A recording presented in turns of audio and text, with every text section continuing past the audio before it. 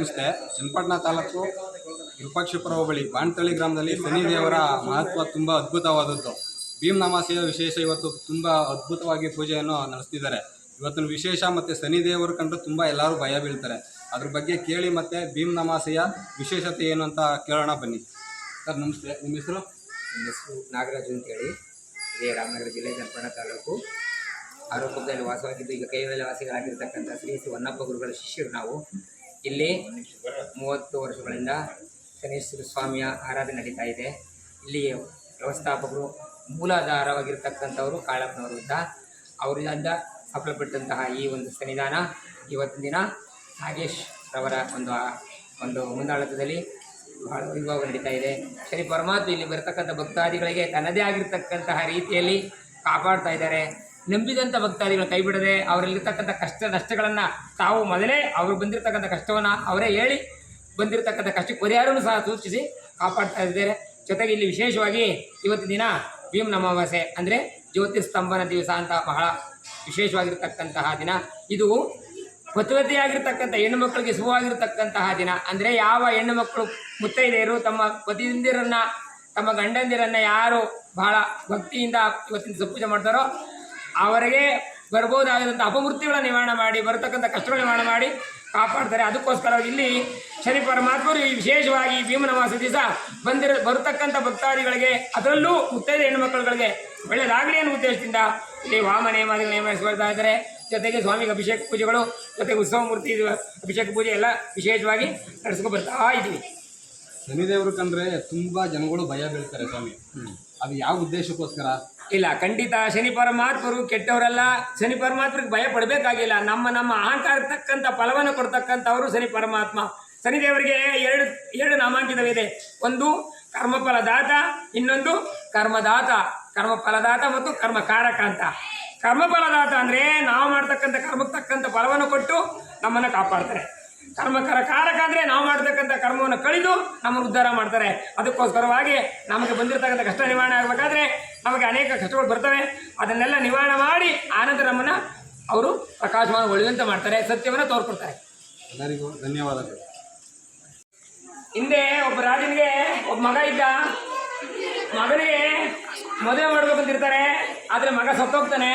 ರಾಜಿಗೆ ಬಹಳ ದಿಕ್ಕಾಗ್ಬಿಡ್ತು. ನನ್ನ ಉದ್ಯೋಗ ಮಗನಿಗೆ ಮದುವೆ ಮಾಡೋಕ್ಕಾಗಲಿಲ್ಲ, ನನ್ನ ಮಗನ ಒಬ್ಬನ್ನೇ ಕಳ್ಸೋಕ್ಕಾಗಲಿಲ್ಲ ಅಂತ. ಈಗ ನಾವೇನು ಮಾಡ್ತೀವಿ ಅಂದರೆ ಯಾರು ಸತ್ತೋದ್ರೆ, ಮದುವೆ ಆಗ್ತಿರೋ ಸತ್ತೋದ್ರೆ ಗೊಂಬೆ ಪೂಜೆ ಮಾಡ್ತೀವಿ, ನಿಜ ತಾನೆ? ಯಾರು ಮದುವೆ ಆಗ್ತಿರೋ ಸತ್ತೋದ್ರೆ ಗೊಂಬೆ ಪೂಜೆ ಮಾಡ್ತೀವಿ. ಆದರೆ ಆ ರಾಜ ಹಂಗೆ ಮಾಡಲಿಲ್ಲ. ಏನಾದರೂ ಆಗಲಿ ಒಬ್ಬ ಹೆಣ್ಣು ಮಗಳು ಮದುವೆ ಮಾಡೇ ನನ್ನ ಮಗನ ನಾನು ಸಂಸ್ಕಾರ ಮಾಡಬೇಕು ಅಂತ ನಿರ್ಧಾರ ಮಾಡ್ತಾರೆ. ಈಗ ಯಾರು ಕೊಡ್ತಾರೆ? ನೀವು ಸತ್ತೇಳಿ ಯಾರು ಕೊಡ್ತಾರೆ? ಹೆಣ್ಣನ್ನು ಯಾರು ಕೊಡೋಕೆ ಇಷ್ಟಪಡಲ್ಲ. ಆಗ ಗಂಗೂರ ಸಾರಿಸ್ತಾರೆ, ನನ್ನ ಮಗನಿಗೆ ಸತ್ತಿರ್ತಕ್ಕಂಥ ಮಗನಿಗೆ ಯಾರು ಹೆಣ್ಣು ಕೊಡ್ತಾರೋ ಅವ್ರಿಗೆ ಅರ್ಧ ರಾಜ್ಯ ಕೊಡ್ತೀನಿ ಅಂತ. ಅದೇ ರಾಜ್ಯದಲ್ಲಿ ಒಬ್ಬ ಬಡವ ಬ್ರಾಹ್ಮಣ ಇರ್ತಾನೆ, 7 ಜನ ಹೆಣ್ಮಕ್ಳು ಇರ್ತಾರೆ.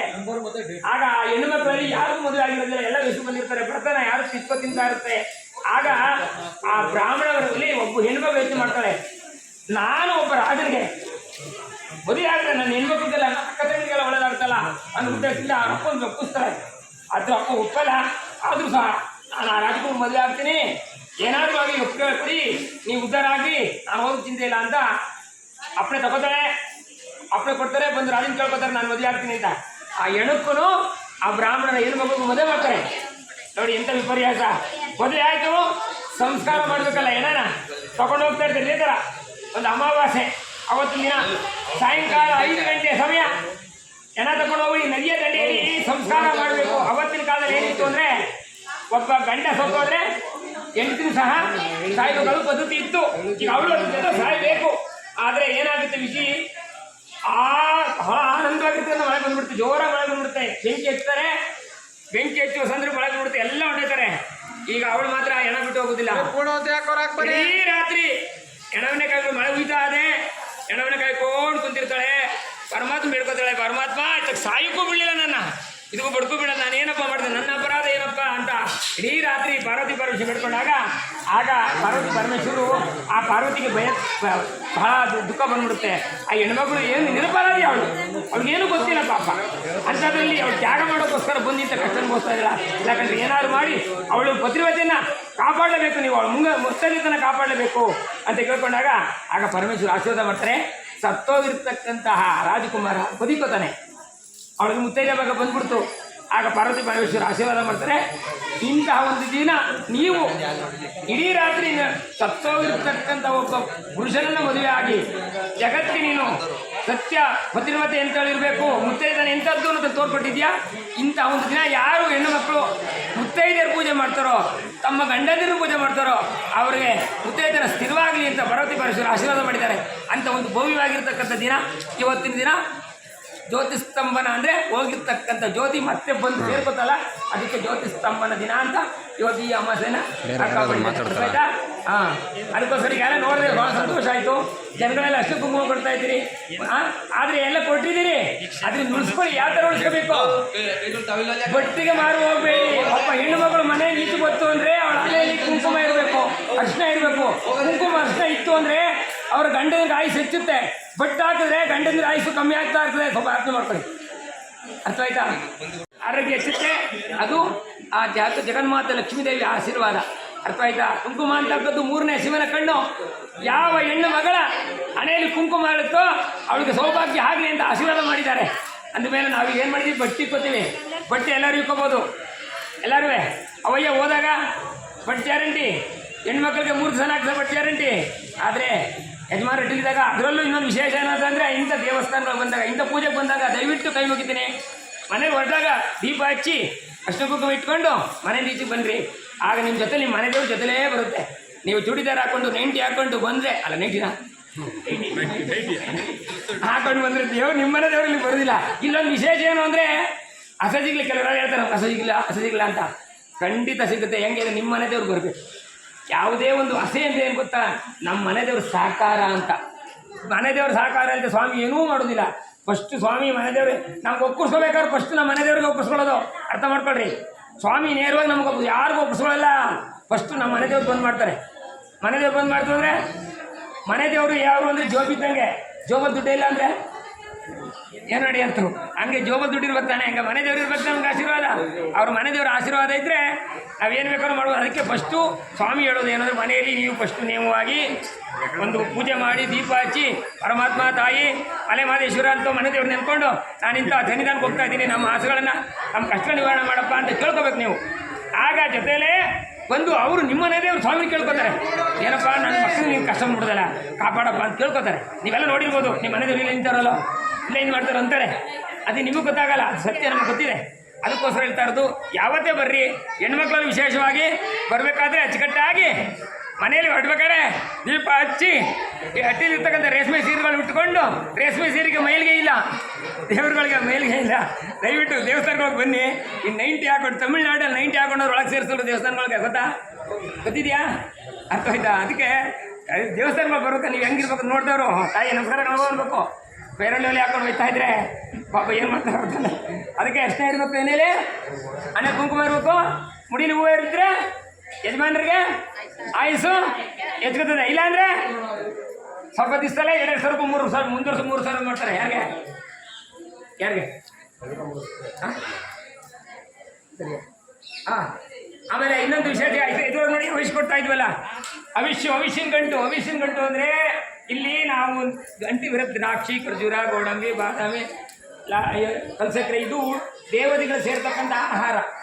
ನಮ್ಗೆ ಯಾವ ರೀತಿ ಕೇಸರಿ ಬಾತು, ತರಕಾರಿ ಬಾತು ಇಷ್ಟನೋ, ಅದೇ ಥರ ದೇವರುಗಳಿಗೂ ಸಹ ಡ್ರೈ ಫ್ರೂಟ್ಸ್ ಅಂತ ಏನು ಹೇಳ್ತೀವಿ, ಅದು ದೇವತೆಗಳಿಗೆ ಸೇರ್ತಕ್ಕಂಥ ಆಹಾರ. ಅದನ್ನು ನೇರವಾಗಿ ತಗೊಳ್ಳಲ್ಲ ಅವರು. ಅಗ್ನಿ ಮುಖೇನ ಶಾಸ್ತ್ರಬದ್ಧವಾಗಿರ್ತಕ್ಕಂಥ ಒಂದು ಜಗದಲ್ಲಿ ಅಗ್ನಿಯನ್ನು ಪ್ರತಿಷ್ಠಾಪನೆ ಮಾಡಿ ಶಾಸ್ತ್ರಬದ್ಧವಾಗಿ ವಾಮನೇಮ ಎಲ್ಲಿ ಇದೆಯಲ್ಲ, ಎಲ್ಲ ಕಡೆ ನಡೀತಾ ಇರೋದು ನೋಡಿದ್ದೀರಿ, ಟಿವಿಯಲ್ಲಿ ನೋಡಿದ್ದೀರಿ. ಹಾಂ, ಹೌದು. ಅದು ಕೊಡುವ ಉದ್ದೇಶ ಏನಂದರೆ, ಅವರು ಆಹುತಿಯನ್ನು ತಗೊಳ್ತಾರೆ, ಅವ್ರಿಗೆ ಚೈತನ್ಯ ಬರುತ್ತೆ, ಶಕ್ತಿ ಬರುತ್ತೆ, ನಮ್ಮ ಮೇಲೆ ದೃಷ್ಟಿ ಬರುತ್ತೆ. ಅದಕ್ಕೋಸ್ಕರವಾಗಿ ತಲತಲಾಂತರದಿಂದಲೂ ಸಹ ವಾಮನೇವಾದಿಗಳನ್ನು ಮಾಡಿ ದೇವತೆಗಳನ್ನು ತೃಪ್ತಿಪಡಿಸ್ತಕ್ಕಂತಹ ಈ ಒಂದು ಕಾಂಕರ್ಯದಲ್ಲಿ ಯಾರು ಇವತ್ತು ಅವಿಷ್ಯನ್ ಆಗ್ತಿರೋ ಅವರ ಮನೆ ದೇವತೆಗಳಿಗೆ ಶಕ್ತಿ ಬರುತ್ತೆ. ಜೊತೆಗೆ ನಿಮ್ಮನ್ನು ಕಾಪಾಡೋಕ್ಕೆ ಅವ್ರಿಗೆ ಒಂದು ಅವಕಾಶ ಸಿಗುತ್ತೆ.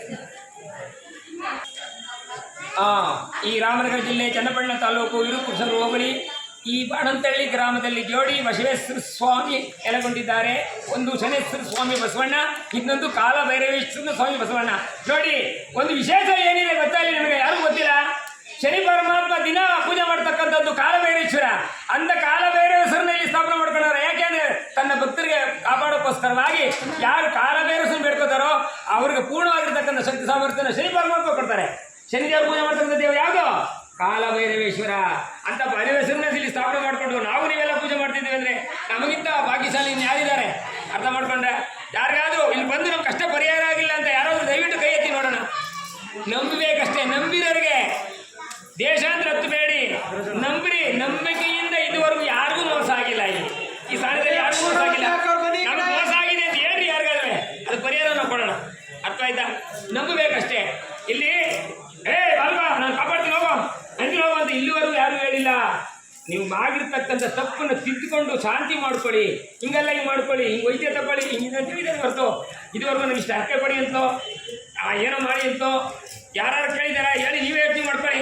ಇಲ್ಲ, ಇಲ್ಲಿ ಒಂದು ವಿಶೇಷ ಏನಪ್ಪ ಅಂದರೆ ನೀವು ಮಾಡಿದ ತಪ್ಪು ಮೊದಲು ಹೇಳ್ತಾರೆ. ನೀವು ಮಾಡಿರ್ತಕ್ಕಂಥ ತಪ್ಪು ಮೊದಲು ಹೇಳ್ತಾರೆ, ಎಲ್ಲೂ ಹೇಳೋದಿಲ್ಲ. ಬಾಲ್ಕಿ ನನಗಿನ ಹೋಗು ಬಾಲ್ಕಿ ಅಂತ ಜಾಗ ಜಾಸ್ತಿ ಇದೆ. ಆದರೆ ಇಲ್ಲಿ ಹಂಗಲ್ಲ.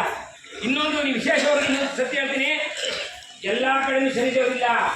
ಶನಿದೇವ್ರ ದೇವಸ್ಥಾನ ಎಲ್ಲ ಇದೆ, ಆದರೆ ಒಂದೊಂದು ಜಾಗದಲ್ಲಿ ಒಂದೊಂದು ಗ್ರಹ ಇದ್ದಾರೆ. ಎಲ್ಲ ಸ್ವಾಮಿನೇ, ಯಾವ 9 ಗ್ರಹಗಳ ಸ್ವಾಮಿಸ್ಥಾನ ಎಲ್ಲ ಕಡೆ ಇದೆ. ಆದರೆ ಅವರು ಶನಿದೇವರ ಹೆಸರು ಹೇಳಬೇಕು. ಎಲ್ಲ ಜಾಗದಲ್ಲೂ ಶನಿ ಪರಮಾತ್ಮ ಇಲ್ಲ. ಒಂದೊಂದು ಜಾಗದಲ್ಲಿ ಸೂರ್ಯದೇವರಿದ್ದಾರೆ, ಚಂದ್ರದೇವರಿದ್ದಾರೆ, ಮಂಗಳದೇವರಿದ್ದಾರೆ. ಅವರೆಲ್ಲ ಏನಂತ ಹೇಳಬೇಕು? ಸ್ವಾಮಿ ಅಂತ ಹೇಳಬೇಕು. ಒಂದೊಂದು ಜಾಗದಲ್ಲಿ ಒಂದೊಂದು ಕಷ್ಟ ಪರಿಹಾರ ಆಗುತ್ತೆ. ಒಂದು ಜಾಗದಲ್ಲಿ ದೆವ್ವ ಪೀಡೆ, ಒಂದಾಗಲಿ ರೋಗ, ಒಂದಾಗಲಿ ವ್ಯಾಜ್ಯ, ಇದೆಲ್ಲ ಆಯಾ ಗ್ರಹಕ್ಕೆ ಸಂಬಂಧಪಟ್ಟಂಥ ರೀತಿ ಇರತಕ್ಕಂಥ ಗ್ರಹಗಳು ನಮ್ಮನ್ನು ನಮ್ಮನ್ನು ಕಾಪಾಡ್ತಾರೆ. ಇಲ್ಲಿ ಸಾಕ್ಷಾತ್ತಾಗಿ ಶನಿ ಪರಮಾತ್ಮ ಸೂರ್ಯಪುತ್ರ ಶನಿದೇವರು ಬೋಲಿ ವಾಸವಾಗಿದ್ದಾರೆ. ಇದು ನನ್ನ ಒಂದು ಅನುಭವ ಮಾತು, ನನ್ನ ಗುರುಗಳಿಗೆ ಕೊಟ್ಟಿರ್ತಕ್ಕಂಥ ಮಾತು. ಇದಕ್ಕೆಲ್ಲ ಕಾರಣ ಬರ್ಕೊಂಡು ನೋಡಿ, ನಮ್ಮ ಅಪ್ಪನಪ್ಪ ಗುರುಗಳು ಅವರ ಆಶೀರ್ವಾದ, ಅವರು ಇಲ್ಲಿ ಸ್ಥಾಪನೆ ಮಾಡಿ ಆಶೀರ್ವಾದ ಮಾಡಿ ಅವರ ಆಶೀರ್ವಾದದಿಂದಲೇ ಇವತ್ತು ನಾವು ಇಷ್ಟು ವೈಭವದಿಂದ ಭಗವಂತ ನಮ್ಮನ್ನೆಲ್ಲರೂ ನಿಮ್ಮನ್ನೆಲ್ಲರೂ ಕಾಪಾಡ್ತಾರೆ. ನೋಡಿ, ಸರಿ ಸಿಗ್ತಾರೆ. ನೀವು ತೈಲಾಭಿಷೇಕ ಮಾಡಿಸ್ಬೇಕು ಅಂದರೆ 500 ರೂಪಾಯಿ ಕೊಡಬೇಕು. ನೀವು ನೇರವಾಗಿ ಎಣ್ಣೆ ಹಾಕಬೇಕು ಅಂದರೆ 5 ರೂಪಾಯಿ ಕೊಡಬೇಕು. ಇಲ್ಲಿ ಆರಾಮ ಸೇರಿಸೋರು ನಾವು 3 ಸರಿ ಹೋಗಿದ್ದೀವಿ. ಅರ್ಥ ಆಯ್ತಾ? ಏನಿಲ್ಲ, ಕಾಸು ಕೊಡ್ಬೇಕಾರೆ ದುಡ್ಡಿಲ್ಲ, ಏನಿಲ್ಲ, ಫ್ರೀ ಆಗೋಗ್ತಕ್ಕಂಥದ್ದು. ಶನಿ ಪರಮಾತ್ಮರಿಗೆ ಎಳ್ಳು, ಜೀರಿಗೆ ಮತ್ತು ಎಳ್ಳೆಣ್ಣೆ ಅಭಿಷೇಕ ತುಂಬ ಇಷ್ಟ ಸ್ವಾಮಿಗೆ. ಯಾರು ಎಳ್ಳು ತೈಲವನ್ನು ಎಳ್ಳೆಣ್ಣೆಯನ್ನು ಅಭಿಷೇಕ ಮಾಡ್ತಾರೋ ಅವರಿಗೆ ರೋಗ ರುಜಿನನ ಕಾಪಾಡ್ತಾರೆ. ಜೊತೆಗೆ ಅವ್ರಿಗೆ ಬರ್ತಕ್ಕಂಥ ಕಷ್ಟಗಳನ್ನು ನಿವಾರಣೆ ಮಾಡ್ತಾರೆ. ಅವರ ಆಸೆ ನೆರವೇರಿಸ್ತಾ ಇದ್ದಾರೆ. ಅದಕ್ಕೋಸ್ಕರ ಸ್ವಾಮಿಯ ಒಂದು ಆಜ್ಞೆ ಮೇರೆಗೆ ನಾವು ಇದು ಸ್ಥಾಪನೆ ಮಾಡಿದ್ದೀವಿ. ನೀವು ಎಣ್ಣೆ ಹಾಕ್ಬೇಕಾದ್ರೆ ಸುಮ್ಮನೆ ಹಾಕ್ಬೇಡಿ, ಅರ್ಥ ಮಾಡ್ಕೊಳ್ಳಿ. ಭಗವಂತ, ನಾನು ಈ ಥರ ಕಷ್ಟಪಡ್ತಾ ಇದ್ದೀನಿ, ನಾನು ಪರಿಹಾರ ಆದರೆ ಈ ಥರ ಎಣ್ಣೆ ಹಾಕ್ತೀನಪ್ಪ, ಬೇರೆ ಇದು ಮಾಡ್ತೀನಪ್ಪ ಅಂತ ಮಾಡ್ಕೊಳ್ಳಿ. ಅಲ್ಲ ಬೇಡ, ಅರ್ಥ ಆಯ್ತಾ? ಅಲ್ಲಿ ಸುಮ್ಮನಿಗೆ ಮಾಡೋಕ್ಕಂಥದ್ದಲ್ಲ. ಅರ್ಥ ಆಯ್ತಾ? ಆ ಥರ ಮಾಡಿ ನೋಡಿ, ಆಮೇಲೆ ನಿಮ್ಗೆ ಇನ್ನೊಬ್ರು ನೀವೇ ಹೇಳ್ತೀವಿ. ಅರ್ಥ ಆಯ್ತಾ? ಅಷ್ಟು ಇದು ತೇಲಾಭಿಷೇಕ ಯಾರು ಬೇಕಾದ್ರೂ ಮಾಡ್ಬೋದು. ಇದ್ದವ್ರಿಗೆ ಜಾತಿ ಭೇದ ಇಲ್ಲ. ಅರ್ಥ ಆಯ್ತಾ? ಸ್ವಾಮಿ ಬೇಕಾಗಿರೋ ತೈಲಾಭಿಷೇಕ.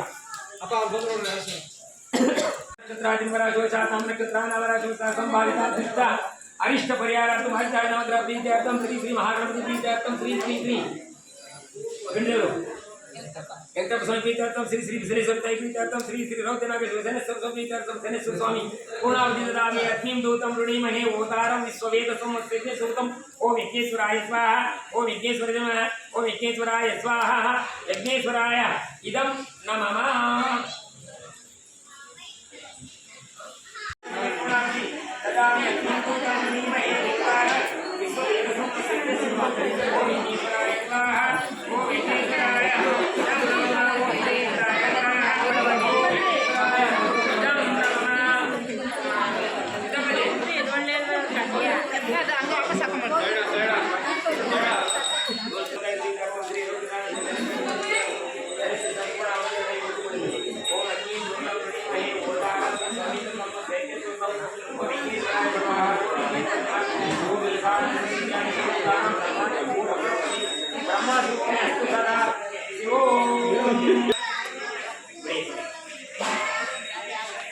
ಹತ್ತಿ ಮರ ಒಂದು, ತಾರೆ ಮರ.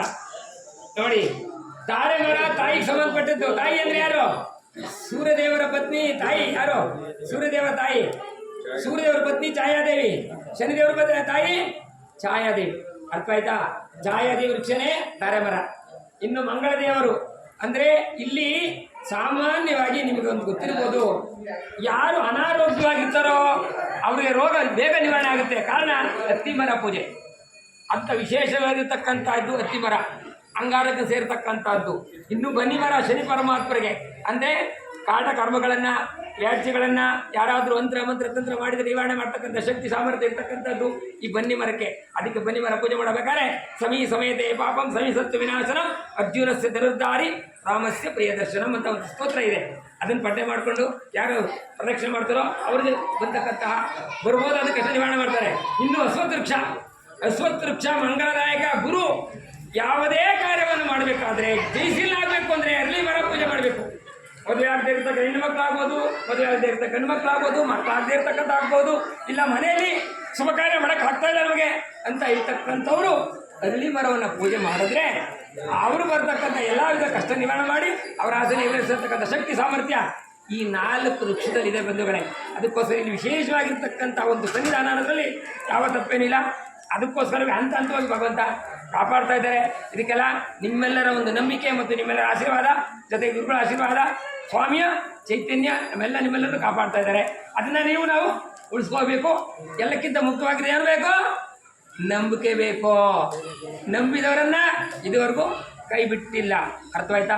ಅದಕ್ಕೋಸ್ಕರವಾಗಿ ಇಲ್ಲಿ ಅರಳಿ ಮರ ಪೂಜೆ ಮಾಡಬೇಕಾದ್ರೆ ಅದಕ್ಕೆ ಆಗಿರ್ತಕ್ಕಂಥ ಒಂದು ಮಂತ್ರ ಇದೆ. ಮೂಲತೋ ಬ್ರಹ್ಮರೂಪಾಯ, ಮಧ್ಯತೋ ವಿಷ್ಣು ರೂಪಿಣಿ, ಅಗ್ರತ ಶಿವರೂಪಾಯ, ವೃಕ್ಷರಾಜಾಯತೆ ನಮಃ. ಅಂದರೆ ಅರಳಿ ಮರದ ಯಾವ ಒಂದು ಸಿದ್ಧಿಯಾಗಿರ್ತಕ್ಕಂಥ ಅರಳಿ ಮರದಲ್ಲಿ 3 ಜನ ಇರ್ತಾರಂತೆ: ಬ್ರಹ್ಮ, ವಿಷ್ಣು, ಮಹೇಶ್ವರ.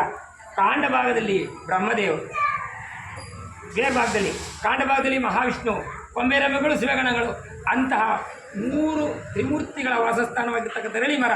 ಎಲ್ಲಿ ಸಿದ್ಧಿಯಾಗಿರ್ತಕ್ಕಂಥ ಅರಳಿ ಮರ ಇಲ್ಲೇ ಅಂತಲ್ಲ, ಎಲ್ಲಾದರೂ ಆಗಲಿ ಯಾರು ಸಿದ್ಧಿಯಾಗಿರ್ತ ಅರಳಿ ಮರವನ್ನು ನಂಬಿಕೆಯಿಂದ ಪೂಜೆ ಮಾಡ್ತಾರೋ ಅವರ ಎಲ್ಲ ಆಸೆಗಳನ್ನ ನೆರವೇರಿಸ್ತಾರೆ ಬ್ರಹ್ಮ, ವಿಷ್ಣು, ಮಹೇಶ್ವರರು.